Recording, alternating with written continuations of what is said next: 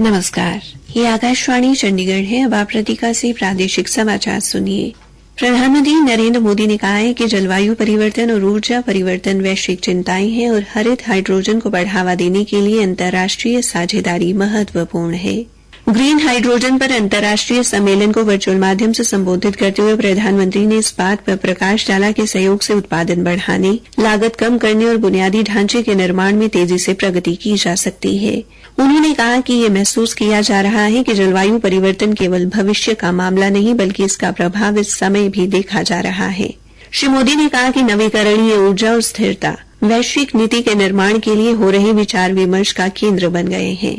प्रधानमंत्री ने इस बात पर प्रकाश डाला कि भारत एक स्वच्छ और हरित धरती बनाने के लिए प्रतिबद्ध है।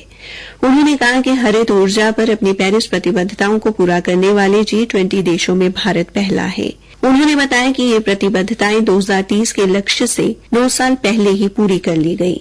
श्री मोदी ने यह भी रेखांकित किया कि पिछले 10 वर्षों में भारत की गैर जीवाश्म ईंधन क्षमता में लगभग 300% की वृद्धि हुई है और इसी अवधि के दौरान देश की सौर ऊर्जा क्षमता में 3000% से अधिक की वृद्धि हुई है।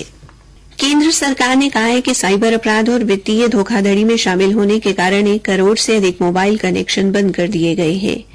लगभग 2,27,000 मोबाइल हैंडसेट भी ब्लॉक किए गए हैं। दूरसंचार विभाग ने कहा है कि इन कनेक्शनों की पहचान संचार साथी पहल से की गई थी। विभाग ने भारतीय दूरसंचार नियामक प्राधिकरण के सहयोग से उच्च गति डेटा के साथ स्पैम मुक्त गुणवत्ता वाली दूरसंचार सेवा प्रदान करने के लिए कई उपाय किए हैं। प्राधिकरण ने टेलीकॉम ऑपरेटरों को रोबोकॉल और प्री रिकॉर्डेड कॉल सहित स्पैम कॉल का उपयोग करने वाली इकाइयों को बंद करने और उन्हें काली सूची में डालने का भी निर्देश दिया है। काबिले गौर है कि पिछले एक पखवाड़े में 3,50,000 से अधिक स्पैम नंबरों को बंद कर दिया गया है। 50 संस्थाओं को काली सूची में डाल दिया गया है। जननायक जनता पार्टी के साथ गठबंधन में चुनाव लड़ रही आजाद समाज पार्टी कांशीराम ने कहा है कि पार्टी 25 सीटों पर चुनाव लड़ रही है। पार्टी के राष्ट्रीय अध्यक्ष चंद्रशेखर आजाद ने एक पत्र जारी कर यह जानकारी दी है। पार्टी नारायणगढ़, अंबाला शहर, सढौरा, जगाधरी, रादौर, पुंडरी, नीलोखेड़ी, कलानौर, महेंद्रगढ़, फरीदाबाद, इंद्री, करनाल, पानीपत शहर, खरखौदा, सोनीपत शहर और भिवानी से चुनाव लड़ेगी। इसके अलावा बहादुरगढ़, रेवाड़ी, बादशाहपुर, सोहना, पुन्हाना, पलवल, पृथला, बड़खर, बल्लभगढ़ सीटों पर भी भाग्य आजमाएगी। आम आदमी पार्टी ने हरियाणा विधानसभा चुनाव के लिए कल देर शाम 11 उम्मीदवारों की सूची जारी की। पार्टी ने रादौर से भीम सिंह राठी, नीलोखेड़ी से अमर सिंह इसराना से अमित कुमार और राई से राजेश सरोहा को चुनाव मैदान में उतारा है, जबकि खरखौदा से मंजीत फरमाना, गढ़ी सांपला किलोई से प्रवीण गुस्खानी, कलानौर से नरेश बागरी और झज्जर से महेंद्र दैया को उम्मीदवार बनाया गया है।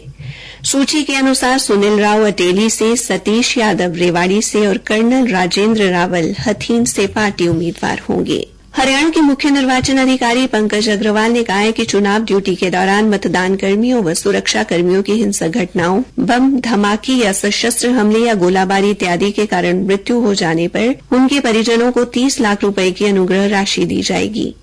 मुख्य निर्वाचन अधिकारी ने बताया कि इसी प्रकार ड्यूटी पर किसी अन्य कारण से मृत्यु हो जाने पर 15 लाख रुपए, असामाजिक तत्व के हमले के कारण कर्मचारी के स्थायी दिव्यांग होने पर 15 लाख रुपए, शरीर के किसी अंग या आंखों की दृष्टि जाने की स्थिति में 7.5 लाख रुपए की वित्तीय सहायता परिजनों को दी जाएगी।